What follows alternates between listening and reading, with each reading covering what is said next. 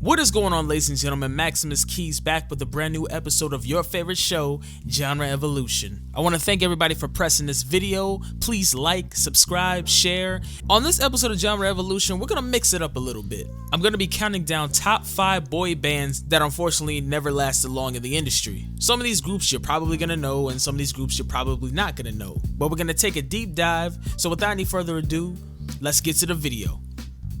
Coming in at number 5 is a quartet from Chicago, Illinois titled Subway. The group Subway featured members such as Keith Thomas, Terrell Puckett, Eric McNeil, and Roy Jones. The group started back in 1992 as a contemporary R&B and soul group, and they showcased a lot of their vocal ability, and because of that, slow songs were their niche. Very soon, the boys would get signed by Michael Bivins to Biv 10 Records, joining the roster with Belle Biv DeVoe and Boyz II Men. They will release their debut album titled Good Times in 1995 on January 24th, and the album featured a young MC on the opening track whose name was Tongue Twister, but today we know him simply as Twista.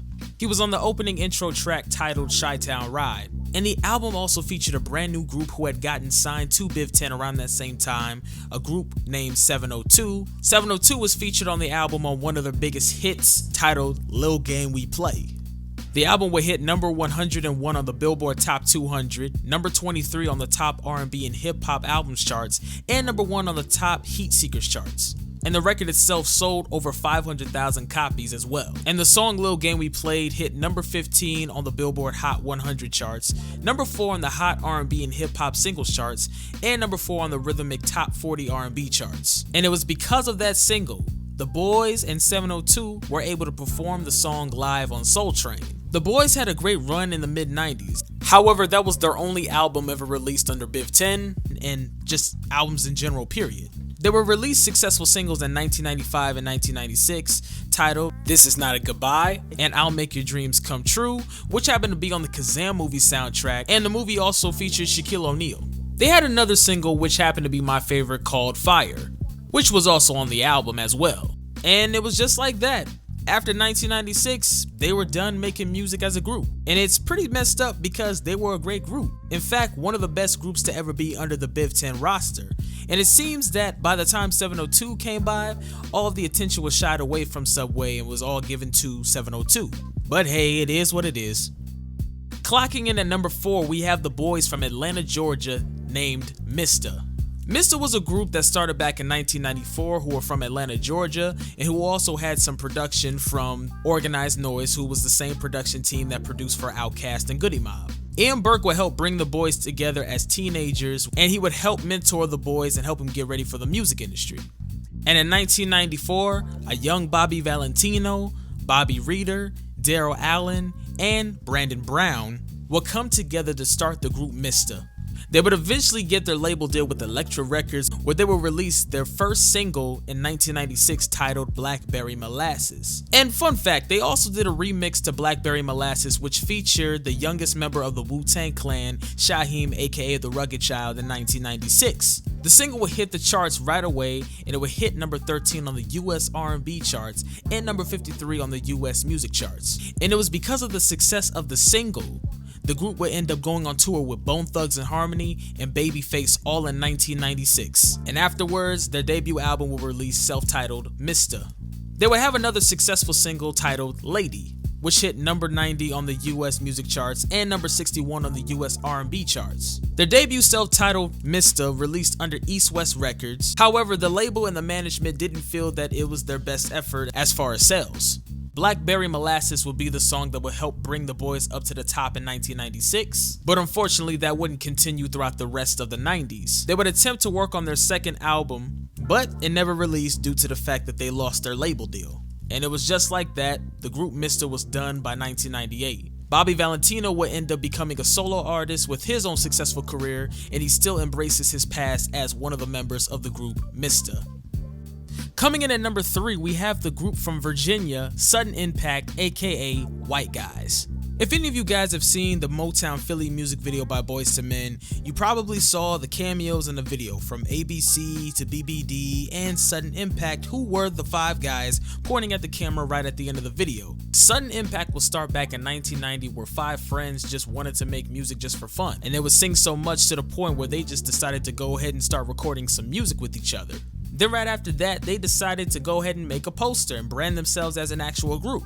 Then not long after that, they ended up performing at little charity events and small local events as well with other groups. They would even become acquainted with a man by the name of Cecil Jenkins. Cecil Jenkins was also a dancer for Marvin Gaye as well. Ever since they met each other, they started to become really good friends. After developing a friendship with Cecil Jenkins, Cecil invited the boys to come to California to see Marvin Gaye finally get a star in Hollywood. And even though Cecil Jenkins invited the boys to come down, only 2 members of Sudden Impact will come to see Marvin Gaye get his Hollywood star.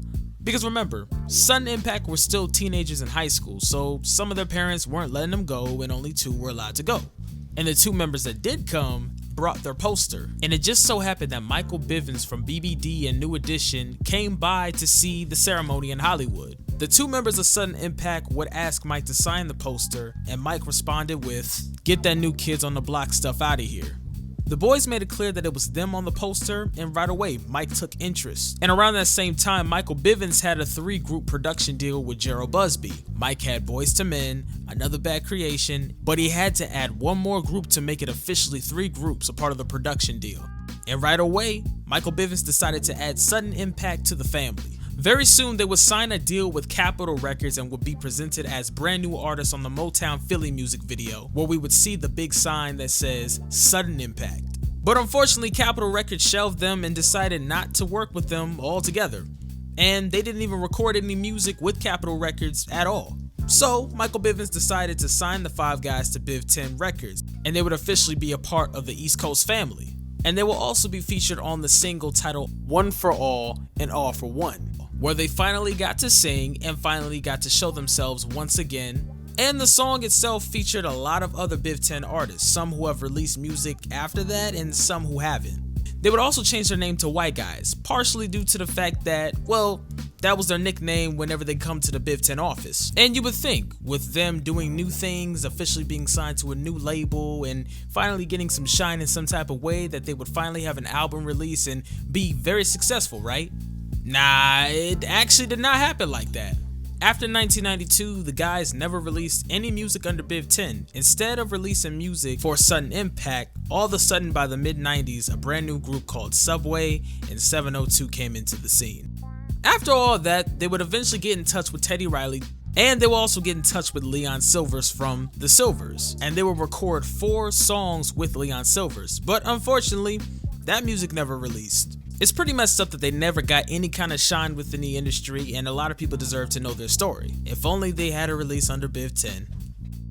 Coming in at number 2 is a group from Atlanta, Georgia, Another Bad Creation, which featured Chris, Mark, Red, Dave, Roro, and General G.A. Austin. The group ABC started back in 1988 when Dave, Roro, Chris, Red, and Mark would decide to get a boombox and dance on the sidewalk for money. They decided to break off into separate groups, where Chris and Dave decided to go to a beauty salon and dance for one of the stylists, who gave them $1 to go buy some food. The boys showed up at the salon multiple different times, and one of those times, the stylist decided to call her brother, Kevin Wells. Kevin Wells would eventually see the kids in action and would want to work with them right away. Kevin Wells would teach them dance steps, but so would Jermaine Dupri as well, until he was thrown out the picture soon after.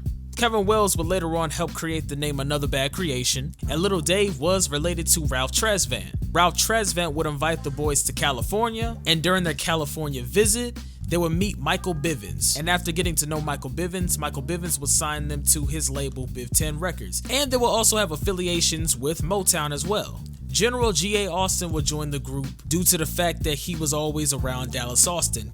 And Dallas Austin was the guy that produced their biggest hit, Aisha. And it was Michael Bivins' idea to bring General G.A. Austin into the group as the Flavor Flav hype man of the crew. And ever since then, Another Bad Creation became a 6-piece. They would release their debut album in 1991 titled Coolin' at the Playground, you know, with hits such as Aisha, My World, and Playground. And we cannot forget about their version of the song, Jealous Girl. And the album went platinum, The album would chart at number 7 on the Billboard Top 200, number 2 on the R&B album charts, and number 80 on the Australian music charts. And ever since, the boys started performing everywhere, from the Apollo to In Living Color, and even Soul Train. They even made a cameo on Michael Jackson's Black or White music video, and they even got to meet the Jackson family as well. And we can't forget about their cameo in the movie Meteor Man either. Even though they had the largest overwhelming success, the guys never toured for some reason. And it's crazy because they were getting prepared for that. Things started to take a turn in 1993. In 1993, they will release their second album titled It Ain't What You Wear, It's How You Play It, which features singles such as I Don't Wanna Be Grown Up and Where's Your Little Sister. And the album failed. The singles failed to chart, the album failed to chart, the album barely sold. The whole thing was a failure.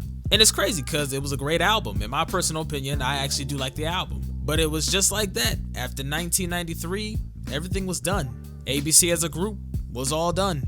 In 2006, they will release a compilation EP titled All Grown Up Now, and the guys are still best friends to this day. Coming in at number 1 is a group from Baltimore, Maryland, Jimmy Briscoe and the Little Beavers. The group will feature Jimmy Briscoe, Stanford Stansberry, Maury Poley, Kevin Barnes, and Robert Markins. Jimmy Briscoe and the Little Beavers initially started back in the late 60s, and they were discovered at a talent show by a promoter named Paul Kaiser. After being prepped for the industry, the boys would eventually score a deal with Atlantic Records, releasing a single by the name of Sugar Brown, and they will also release a cover originally by Frankie Lyman and the Teenagers titled Why Do Fools Fall in Love. The boys will release another single under J City Records titled Together, Together, We'll Find the Way. And in 1975, they will release their debut LP titled My Ebony Princess under Kappa Pi Records. Time will go by and they will continue to make music and release singles between 1976 and 1977. And in 1977, they will release their very last album together titled Jimmy Briscoe and the Beavers. And Kevin would eventually be replaced by Bobby Finch. And eventually, they would split up in 1979. The boys never achieved the same international success as their peers such as the Jackson 5, the Silvers, the 5 Stair Steps, or even the Osmonds. And me personally, in my opinion, I wish they would have had more early 70s releases, because all of these boys were very talented. But hey, it is what it is. Thank you guys so much for watching to the end of the video. Thank you so much for pressing this video. I hope you guys learned something today. Please like, subscribe, send this video to everybody that you know, and please leave a comment down below leaving all of your opinions. Shoot, you can let me know if I missed somebody or if I shouldn't have mentioned somebody. Let's keep the conversation going. Once again, thank you so much, and I'll see you guys on the next video. Peace.